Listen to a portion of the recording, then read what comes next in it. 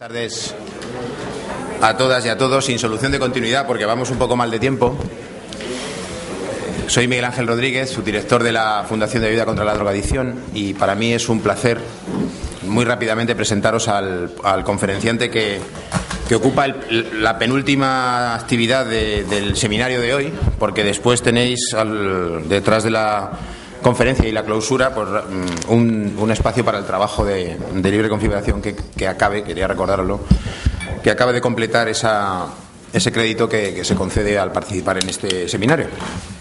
Bien, pues os presento brevemente al profesor Alfredo Castillo Manzano, aquellos y aquellas que no le conozcáis, que es de formación licenciado en Filosofía y Ciencias de la Educación, doctor en Pedagogía Social. Es actualmente profesor asociado aquí en la Universidad Pablo Olavide, responsable además de un equipo de investigación en el Departamento de Ciencias Sociales, y es además también compatibiliza ese cargo con el cargo de asesor técnico de la Oficina del Defensor del Pueblo Andaluz. Él ha sido jefe de servicio en la Dirección General de Drogodependencias de la Junta de Andalucía, así como jefe de gabinete técnico de la Consejería de Salud y Servicios Sociales. Y bueno, pues por acabar un poco de marcaros el perfil, pues comentaros que tiene publicaciones, diversas investigaciones en el ámbito de las adicciones, básicamente aquí en la Universidad Pablo Olavide y en la de Sevilla.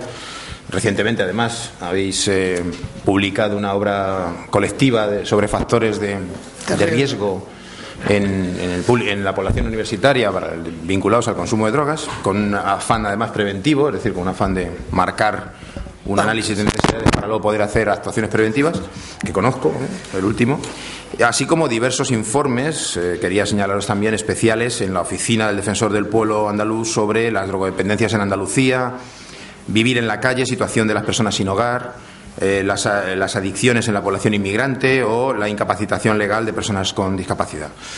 Tienes la palabra para tu conferencia, Alfredo, sobre... 3/4 de hora.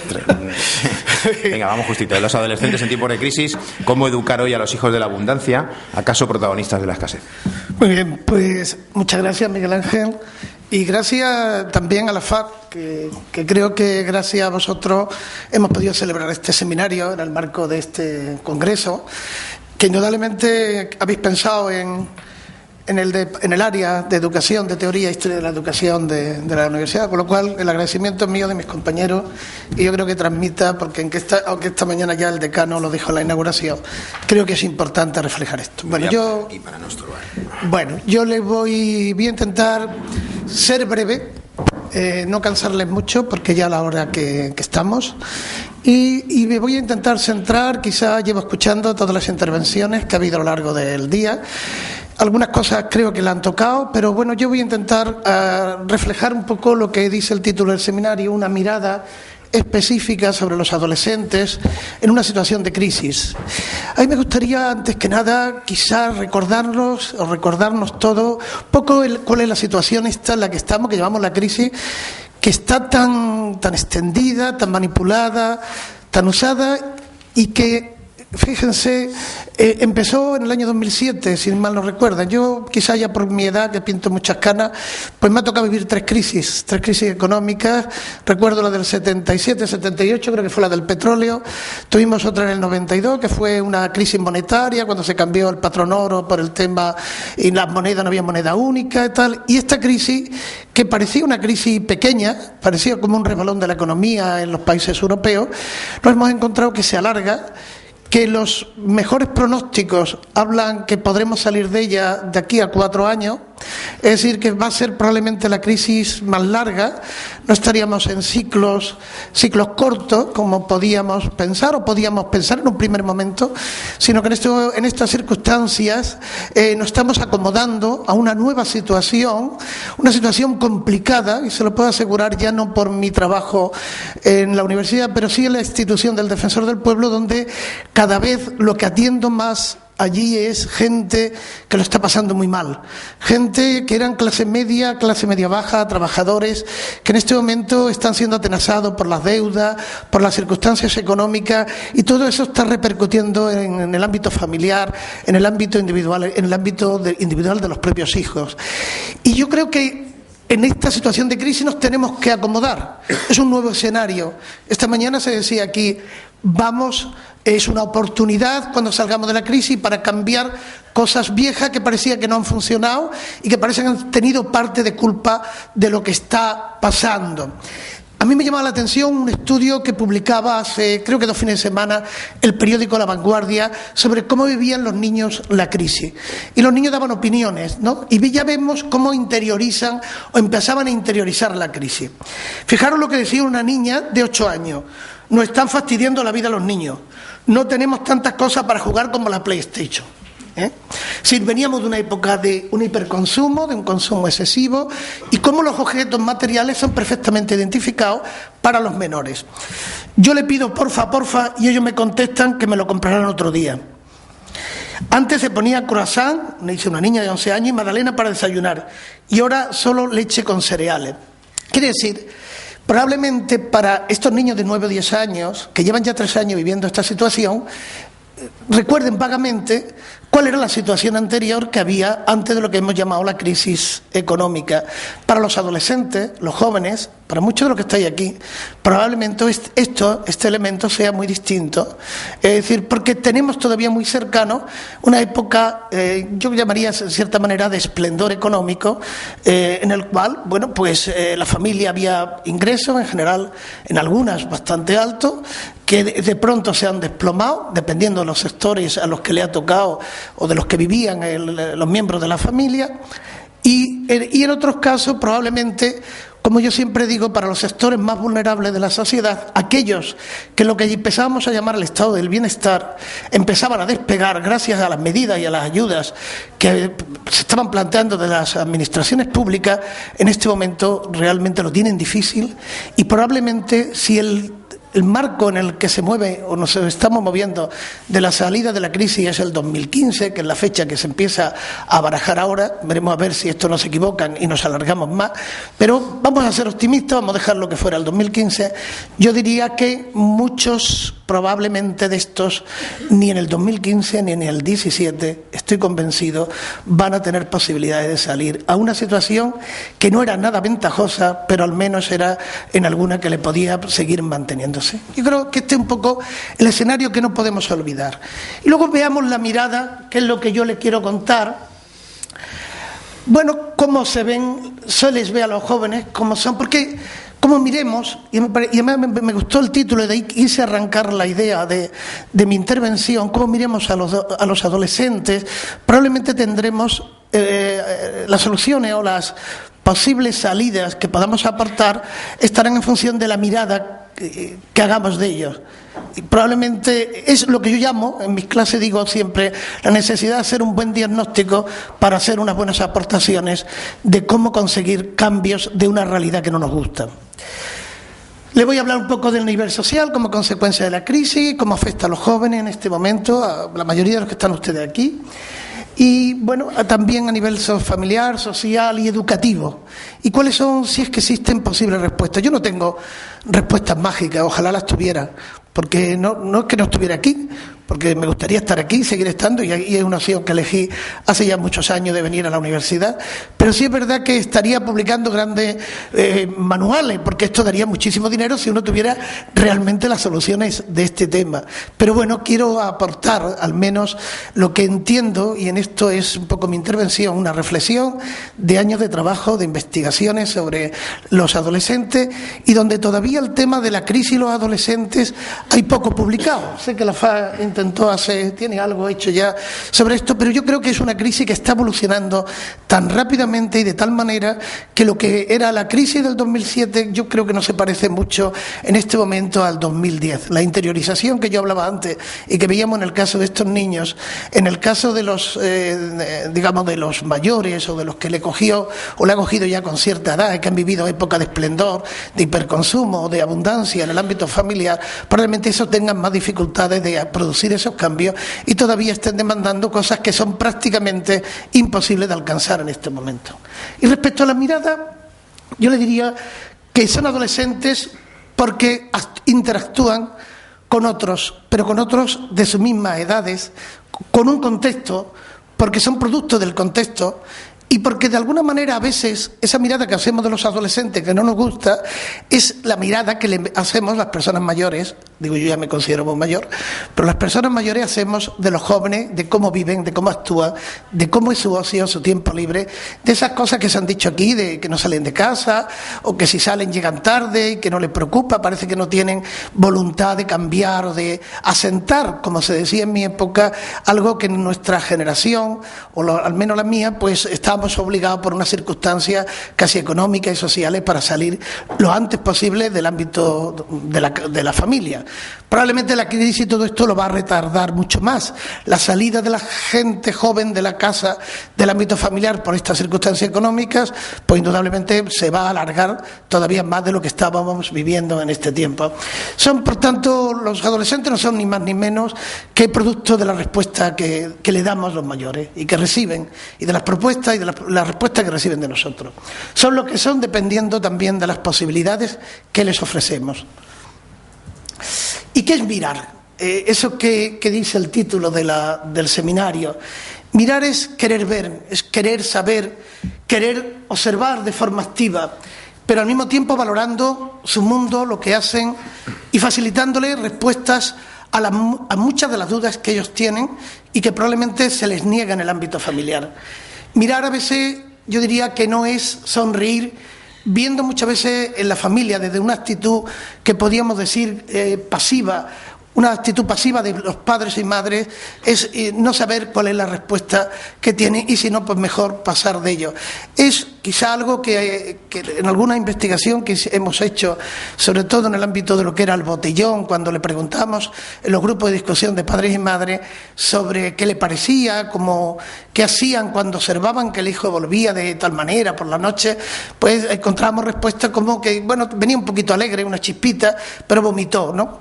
Y eso lo ha hecho más veces, pues sí, usted lo ha repetido, lo ha hecho, pero bueno, tampoco tiene importancia, eso lo hace todo el mundo, ¿no?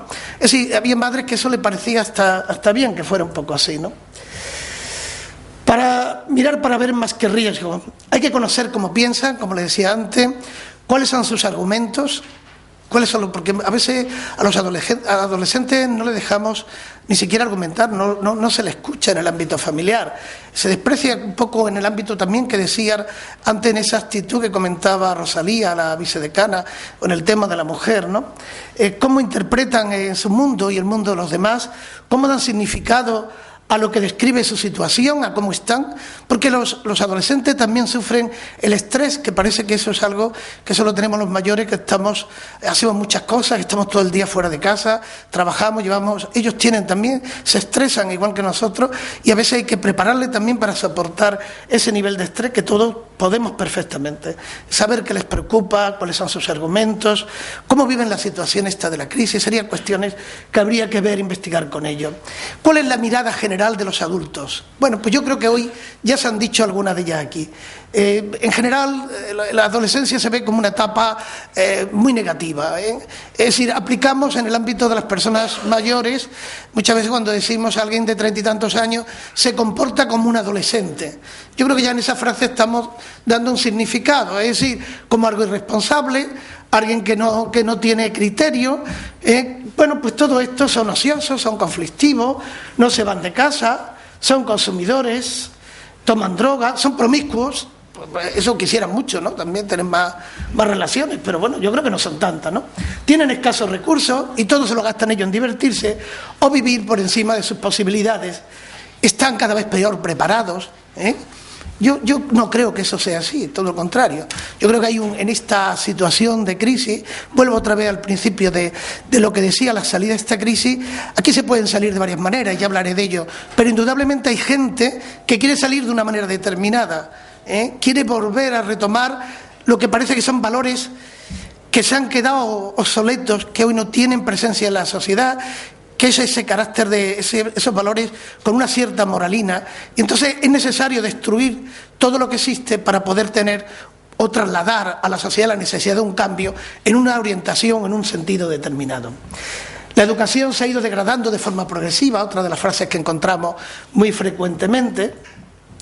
¿Existe interés por vender esta imagen? Pues yo creo que para determinados sectores de la sociedad está claro que es necesario y que se diga todo esto. E indudablemente esto tiene mucho que ver con el tratamiento que a veces se hace desde los medios de comunicación social.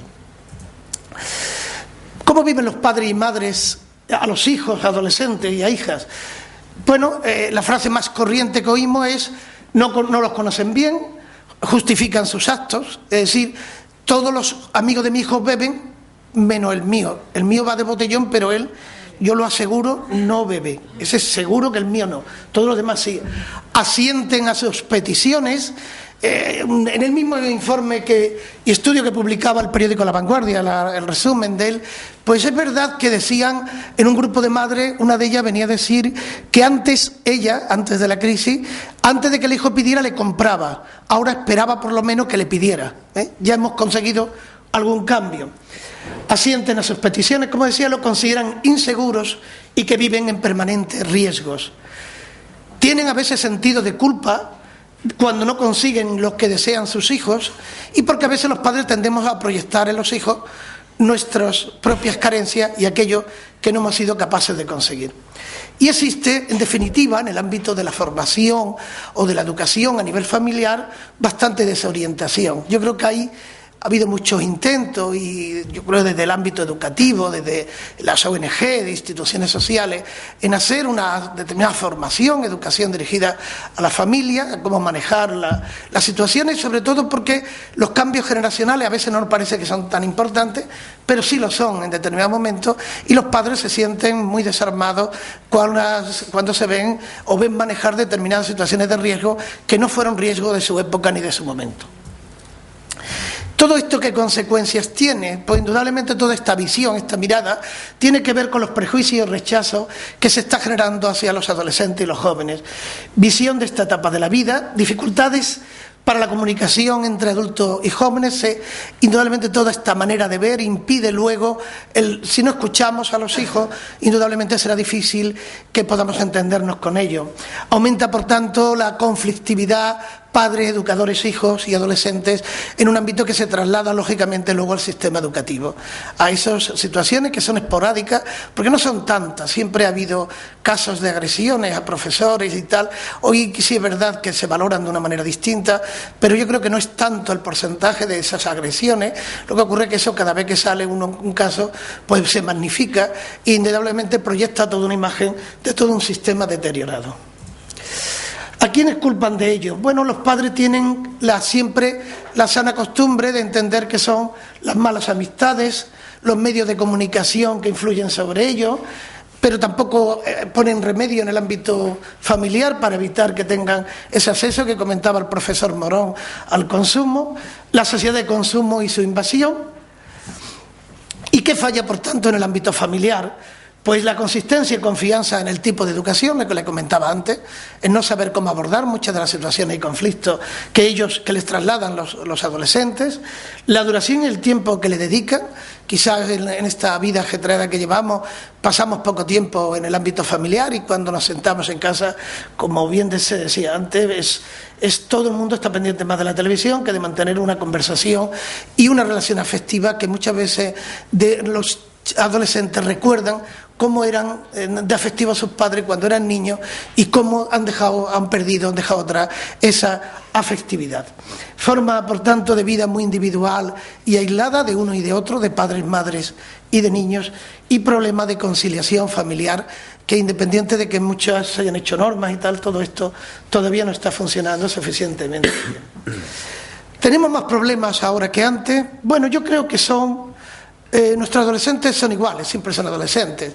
¿Qué es lo que ha cambiado, por tanto, si no? Quizá ese contexto que decía yo al principio, el entorno.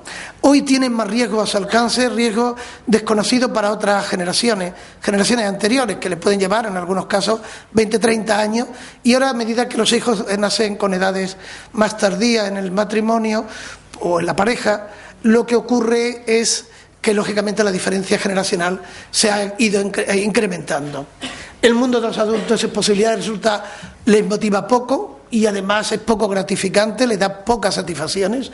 Ellos son más felices en sus redes sociales, que a veces son débiles las redes sociales en el ámbito familiar, quizá las fortalecen más fuera, en el exterior. Buscan, por tanto, el escapismo a la realidad en la que se encuentran, exigen más, eso sí es cierto, no asumen deberes, participan de ese relativismo y fragmentación que tiene esta sociedad de una forma quizá a veces incrementada, son a veces permisivos y viven una ética, situacionista.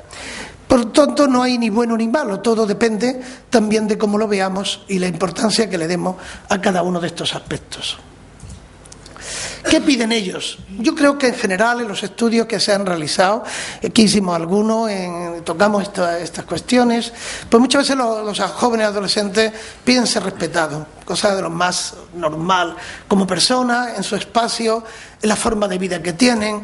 Es decir, a veces esa manera de actuar de los padres excesivamente en la vida, en cómo visten, en lo que hacen, a dónde van, esa permanente persecución, de esa inseguridad que tienen y que no depositan en los hijos, crea esa situación de luego de conflictividad y después falta de confidencialidad, que lógicamente a medida que no se respeta, que no se le respeta el espacio, que no se participa de sus vidas también, pues indudablemente es difícil que luego encontremos a alguien que te utilice como confidente, como referente de su vida.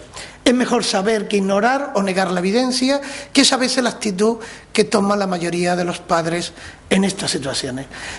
Yo le puedo asegurar, y esto le hablo desde la experiencia personal diaria que tengo en mi trabajo en la oficina del defensor, que cada vez cuando me llegan muchos casos de jóvenes que tienen problemas de adicciones o que tienen conductas problemáticas en general, conflictivas, que cuando uno indaga en el ámbito familiar, cómo esto no ha tardado tanto, cómo se espera tanto, siempre te dicen, hombre, yo veía algo raro, pero como que no le daba importancia. Es una manera de no querer ver, es decir, de no querer estar observador y expectante de cosas que luego, cuando surgen los problemas, tienen siempre mayor dificultad. Es decir, parece que hasta que no hay un reconocimiento explícito de la persona, en definitiva, que lo padece, del joven que padece el conflicto, es cuando nos damos cuenta del error que hemos cometido de no haber actuado antes.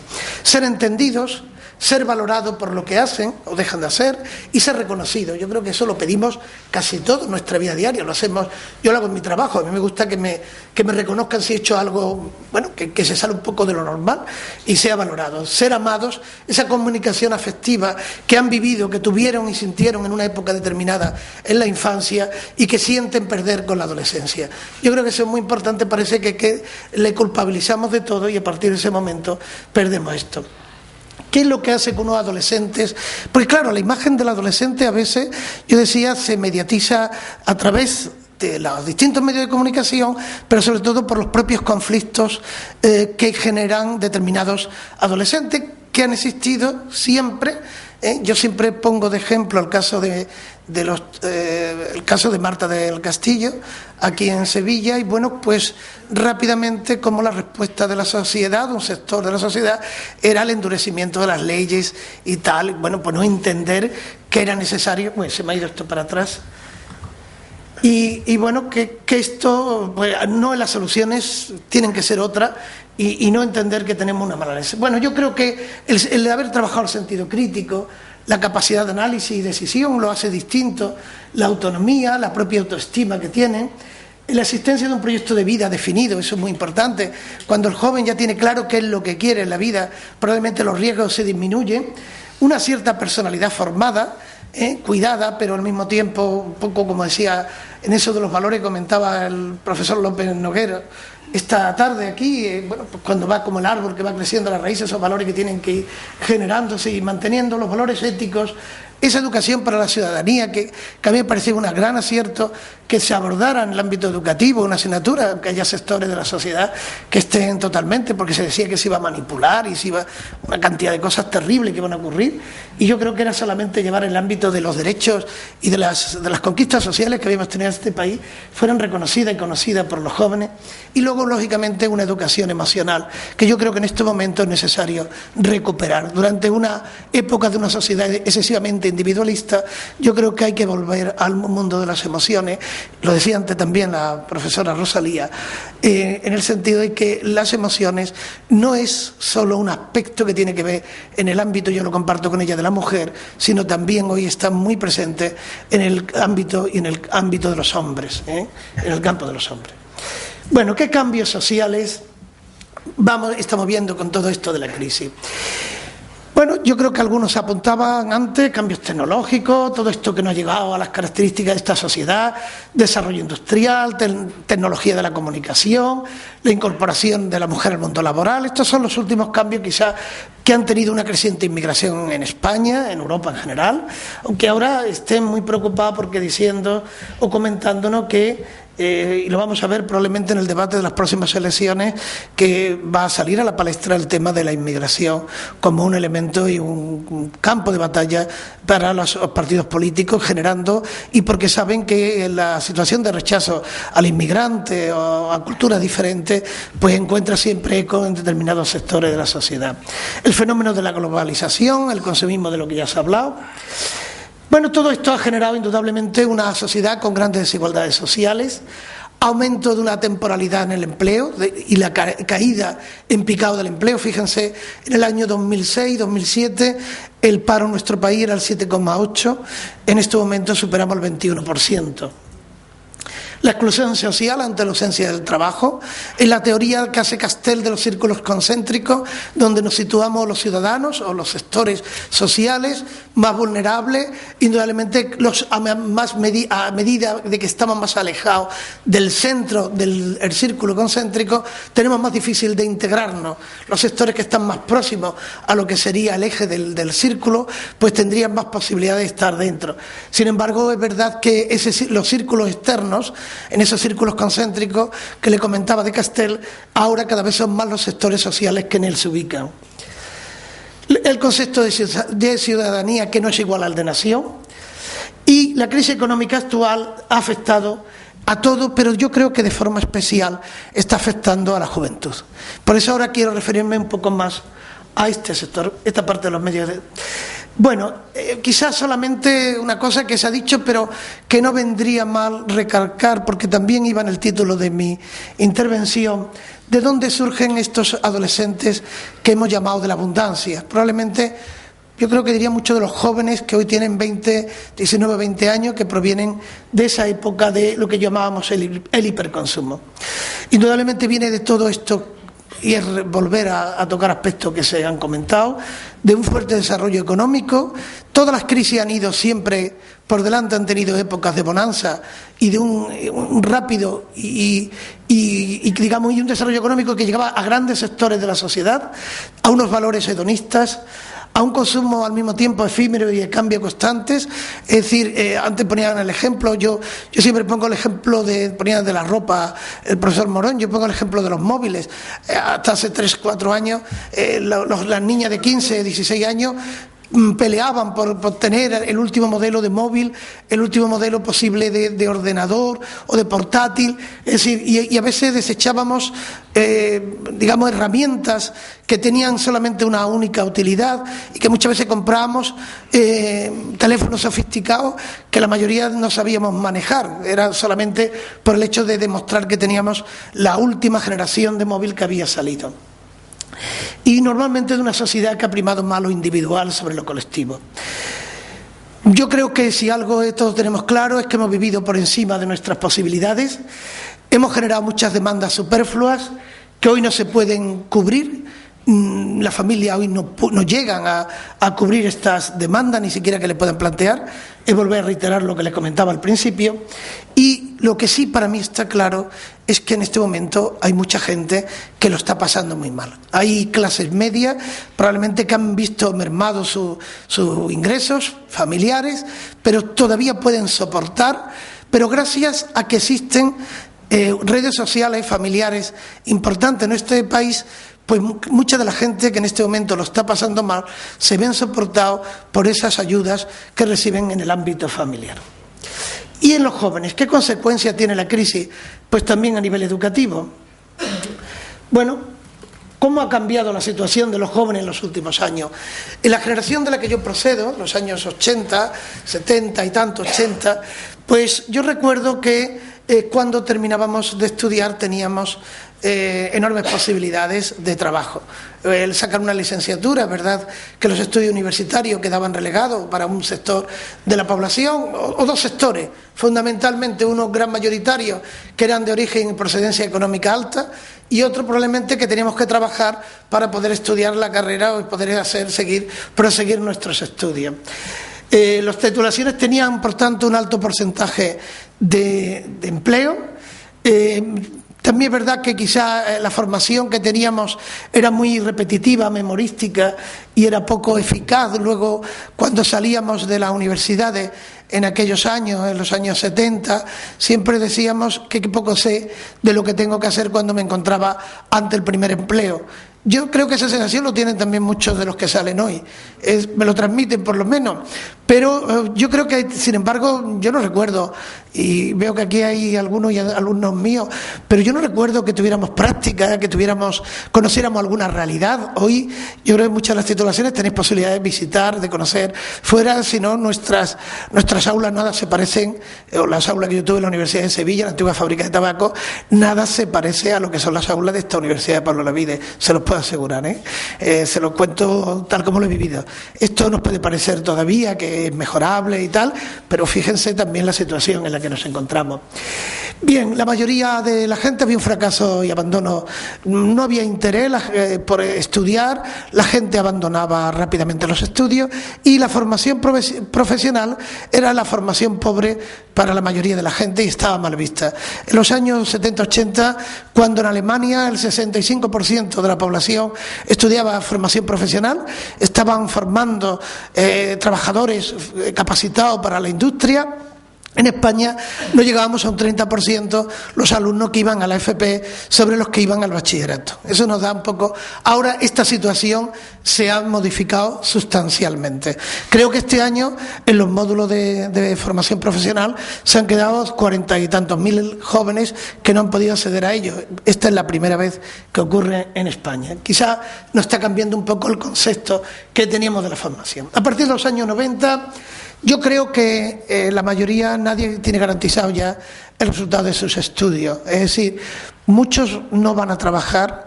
Esto puede parecer una mala noticia, pero yo creo que tampoco nos podemos llevar engaños. Muchos no podrán trabajar probablemente en aquello que se han estado formando.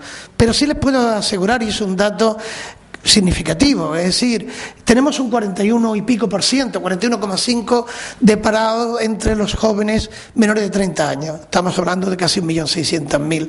Sin embargo, cuando vemos los datos de esa población joven que está desempleada, el 65% son gente que no tiene estudios, frente a un 16, un 15 y pico que vienen a ser con titulación. Quiere decir que el estudiar en este momento es verdad que no nos da garantía de trabajo, pero sí nos da unas grandes posibilidades con respecto a aquellos que no lo han hecho.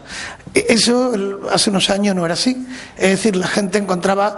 Yo recuerdo en los años, lo estoy hablando de los años 90, no tiene mucho... Recuerdo un ayuntamiento, del Ayuntamiento de Almonte en concreto, no pasa nada por contarlo, que daba beca a todos los alumnos de su pueblo para que fueran a la universidad a estudiar a Sevilla. Le pagaban todos los estudios, libros, becas, le pagaban todo. Le daban beca, una beca completa. Sin embargo, me decía el alcalde, recuerdo una reunión, me decía que eran muy pocos los que querían venir a la universidad, porque rápidamente encontraban en el campo un trabajo bien remunerado, empezaban a ganar dinero, y perdían esa oportunidad de estudiar, de mejorar y tal.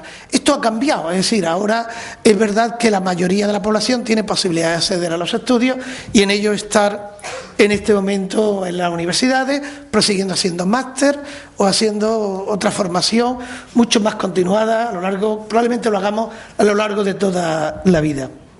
Bien, yo creo que en cualquier caso los hijos de la abundancia, que es a los que nos estamos refiriendo en este momento, están sufriendo el descalabro de una situación y de una expectativa que probablemente muchos de ellos pusieron cuando empezaron a estudiar en la universidad. Pensaban, yo se lo oigo mucho comentar a mis alumnos, cuando ya están en tercero o están en cuarto, en el último año de carrera, me dicen, bueno, yo no sé en qué voy a poder trabajar. Sin embargo, no lo tengo recogido estadísticamente, pero sí cuando pasan los años y sigo manteniendo con algunos contactos a través de las redes sociales, pues me comentan que están trabajando. Otra cuestión es en qué condiciones y con qué salarios están cobrando, pero sí están trabajando normalmente en algo, si no parecido, bastante parecido. Pero no sé eso cuánto tiempo puede durar.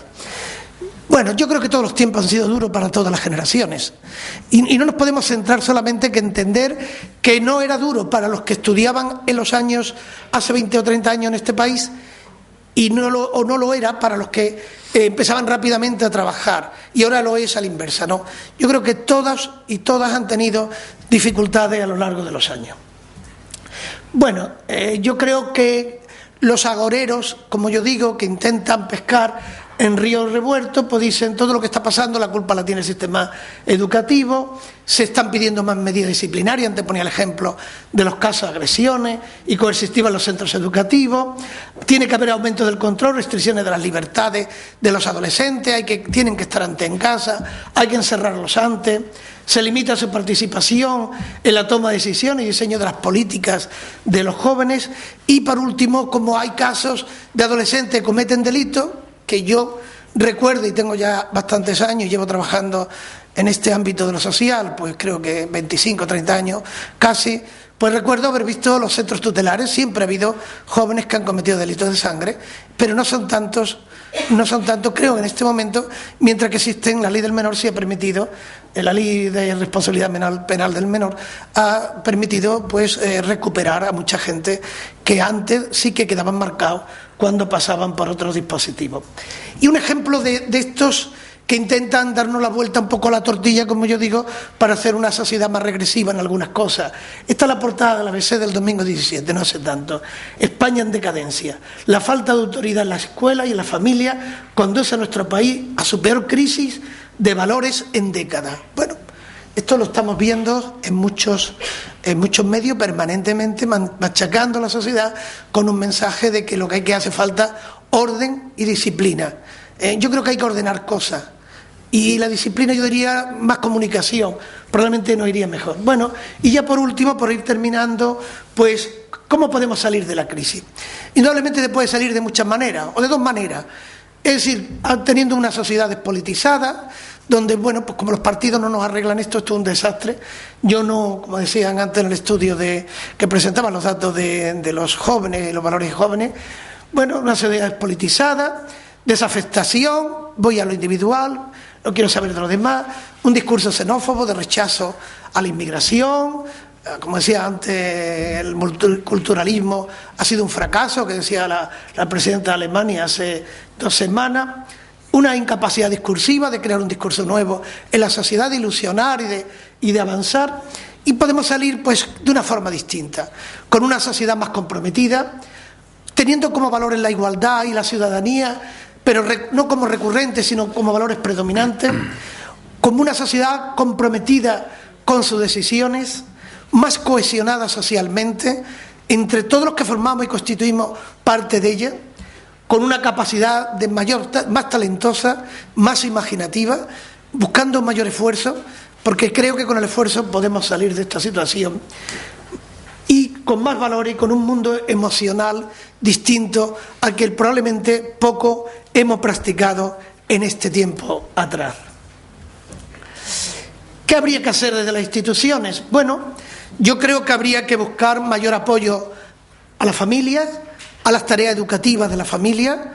Creo que ese es un eslabón esencial para producir un cambio, un mayor acercamiento, un mayor entendimiento en el ámbito familiar de los miembros, sobre todo en esto que Gonzalo Musito decía esta mañana en su conferencia, porque realmente es verdad que en España, que ocupábamos el primer puesto de los países europeos en el número de divorcios, hemos regresado en cuestión de muy poco tiempo, porque realmente el divorcio hoy son pocos los que se lo pueden permitir, porque son ya muchas las experiencias de gente que se ha quedado tirada en la calle, en este caso la mayoría de ellos los varones que tienen que salir del hogar familiar Y cuando yo hice el estudio sobre las personas que vivían en la calle, pues un grupo importante que me empecé a encontrar era pues varones que habían, por una situación de divorcio, estaban viviendo en la calle, en el albergue, habían perdido el trabajo, todo había sido ya pues toda una cadena cíclica en la cual tenían dificultades para salir de ello. Deben proteger y cubrir las necesidades básicas y no superfluas, es decir, la familia debe de entender que lo que es superfluo hay que empezar a abandonarlo, hay que hacer un consumo responsable en el ámbito de lo que decíamos antes, hay que buscar la corresponsabilidad de todos sus miembros, todos tienen que ser responsables de esta nueva situación, hay que trabajar elementos como la festividad entre todos los miembros y practicar la bondad en cada uno de ellos. Desde el ámbito empresarial yo creo que también se podría hacer algunas cosas, transmitir un poco la responsabilidad ante el consumo, un nuevo consumo más sostenible, consumo real de las cosas que necesitamos, una nueva organización de los tiempos del trabajo, quizá haya que plantear un mayor rendimiento en algunas actividades y una actividad empresarial socialmente responsable, porque en este país desgraciadamente lo que llamamos la actividad empresarial responsable es algo que se empieza a trabajar ahora, y lo decimos en todo lo que tiene que ver con el respeto al medio ambiente por parte de las empresas, a la situación de los propios trabajadores y otros ámbitos que corresponden lógicamente a la empresa más que a los propios, digamos, trabajadores afectados. Desde el Estado yo creo que cada vez tenemos más claro que las prácticas empresariales, para que no vuelva a ocurrir lo que hemos vivido en este tiempo atrás, tengan un mayor control sobre ellas. Apoyo a la familia y a la convivencia intergeneracional, hay que apoyar las relaciones intergeneracionales. Medida para el empleo joven, con el alto desempleo que tenemos y los índices de desempleo que encontramos en este momento, yo creo que hay que hacer políticas específicas de empleo, con reservas si fuera, como se ha hecho en otras circunstancias, para sectores que se definían como vulnerables cuando las distancias de desempleo eran tan altas con respecto a otros, a los normalizados. 2 minutos. Y termino, sí. Incentivo a las iniciativas empresariales, ley de economía social y sostenible y ayuda. Y desde la institución educativa, bueno, pues hay que educar en valores postconsumistas, reforzar mucho más el vínculo de la educación y la cohesión, mejorar los niveles de cohesión social entre hombres y mujeres y la igualdad de oportunidades, mayor nivel de implicación y transparencia de los interesados, lo que llamamos la gobernanza, en definitiva una educación más eficaz, basada en este caso en el esfuerzo individual y colectivo, basada en la universalización y el acceso de oportunidades, porque la sociedad debe educar a los ciudadanos para que estos sean más libres. Para resumir, ¿qué habría que entender? Bueno, que la cualificación, como decía antes, por sí sola no produce milagros. Necesitamos un cambio de modelo social y económico. Existe realmente un deseo de cambiar el modelo productivo, pero está claro que el modelo productivo, ese cambio va a ser lento, vamos a tardar en verlo, pero hace falta valor, hace falta impulso político para salir de esta situación. Y yo termino con una cita de Gramsci que me parece muy significativa, pero al mismo tiempo optimista, porque aunque pudiera parecer que las cosas tardan en cambiar, pero hay que, de alguna manera él decía que cuando las cosas viejas tardan en desaparecer, las cosas nuevas tardan en nacer. Por tanto, con ese optimismo decirle que podamos salir cuanto antes de esto, porque tienen que salir cosas nuevas mucho más interesantes, que al menos nos haga todo algo más feliz en esta vida. Muchas gracias.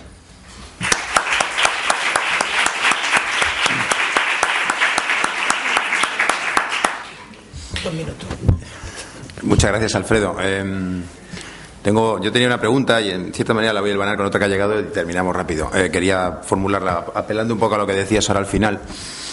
Está tardando a emerger lo que surge, y entiendo que lo que surge apuestas, básicamente porque no va a ser como la anterior, no se va a parecer a la época del esplendor económico, y va a ser aferrarnos a educar, intentar aprovechar la crisis como oportunidad para educar en una serie de valores emergentes que señalabas al principio, dirigidos por la racionalización en las decisiones personales, Por ejemplo, en el consumo, el respeto hacia el entorno, el respeto hacia los demás, el compromiso con lo colectivo, con lo comunitario, el ejercicio de la ciudadanía, etcétera, etcétera, ¿no? Y en eso, tú y otros tantos como tú, apelamos a lo educativo, ya lo mencionas, ¿no? Y me preguntan, y es la pregunta que te quería trasladar, más allá de lo escolar, ¿cómo instrumentalizar eso educativo? ¿Cómo? Instrumentalizarlo. Bueno, yo creo que la instrumentalización de lo educativo es parte de la sociedad. Yo creo que eso no es las instituciones educativas. Yo creo que esto, como decíamos, es una oportunidad. Necesitamos regenerarnos por dentro. Necesitamos regenerarlo, crear nuevos instrumentos. Yo creo que tomar conciencia de la situación y del momento en el que estamos. Yo esto es algo que repito mucho en el aula a veces, porque cuando los alumnos muchas veces se quejan de que o que son muchos, que no tal, bueno, hay que decir, bueno, esta es la situación. No tenemos más posibilidades en este momento, no somos un país más rico para a lo mejor reducir, y sería deseable tener 20 o 30 alumnos como se tienen en muchos centros educativos de enseñanza media, ¿no? Pero yo creo que necesitamos todos recomponernos para saber dónde estamos, pero también para tener claro cuáles son nuestros objetivos. La instrumentalización es algo que tiene que surgir de nosotros mismos, tiene que surgir de la sociedad, y tiene que surgir de alguna manera y compatibilizarlos uno y otro. En lo educativo indudablemente es fundamental, y yo creo que el profesorado, conozco bien el profesorado no solamente a nivel universitario, pero también en enseñanza media, el profesor en general es reivindicativo, pero en estas circunstancias no apelo al conformismo, pero sí apelo a la responsabilidad de saber dónde nos encontramos. Estos son los mimbres que tenemos, y podemos ser mejores estos que lo que hemos venido haciendo en este tiempo. Muchas gracias, Alfredo. Bueno, con esto damos por concluida la conferencia. Quería, antes de daros 4 palabras de clausura con carácter muy informal y dejaros trabajando en el cierre del seminario, recordaros que tenéis en vuestras carpetas unos cuestionarios de evaluación que nos interesa muchísimo que cumplimentéis, porque nos ayudan mucho a conocer lo que tenemos que mejorar y a conocer lo que os gusta y ha funcionado mejor. Y os conmino, casi, os pido, os suplico, os ruego que los cumplimentéis, que no tardáis, están diseñados para tardar poquito hacerlo y para conocer vuestra opinión. Y a modo de clausura, y muy brevemente, yo, como desde la FAD, quería agradecer las facilidades a la Universidad Pablo de Olavide. Ya entra Agustín, que entiendo que también se sumará con nosotros, el profesor Morón, a la mesa para llevarla a cabo. Agradecer, decía, justo cuando entrabas, Agustín, a la Pablo de Olavide, a la universidad, las facilidades que nos ha dado para coorganizar, para mostraros este seminario vinculado al congreso que realizamos en Madrid, y que tendréis disponible las ponencias del mismo, las conferencias, las mesas redondas del mismo, espero que en breves fechas, en internet, en la página web de la FAD. Y os invito a verlas para contextualizar un poquito todo lo que hemos trabajado hoy, ¿no? Y simplemente sumarme al agradecimiento también a vosotras y a vosotros por habernos acompañado, por habernos ayudado a trabajar con preguntas que he visto siempre muy inteligentes y en algún caso especialmente brillantes, que han ayudado a perfilar algunas de las ponencias, y desear que que nos volvamos a encontrar en muchas otras para poder aprender también, mejorar y escuchar de uno de los pilares de esa educación que el profesor Alfredo Castillo mencionaba, instrumentalizando ese deseo de valores emergentes que es el de la universidad, ni más ni menos.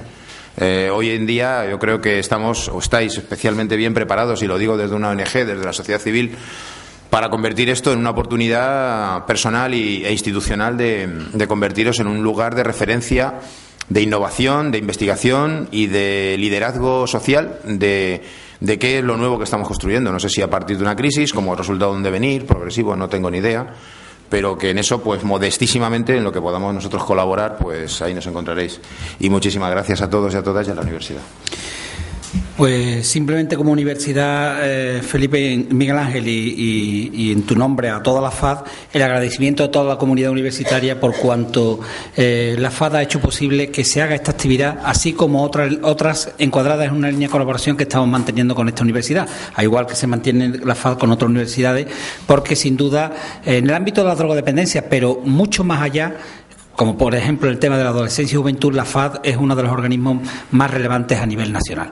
Por lo tanto, el agradecimiento de la comunidad universitaria, de todos los estamentos, también a las otras instituciones que han colaborado, como es el Ministerio de Sanidad, Política Social e Igualdad, que creo que se llama ahora, a la Junta de Andalucía a través de la Consejería para la Igualdad y Bienestar Social y a los distintos órganos de esta universidad que, repito, hacen posible que podamos estar este tiempo. Por lo tanto, cerramos lo que es esta clausura y aquellos que quieran el crédito de libre configuración, os esperáis un momentito que os vamos a comentar lo que vamos a hacer. Por lo tanto, clausuramos la jornada y muchísimas gracias. Muchísimas gracias.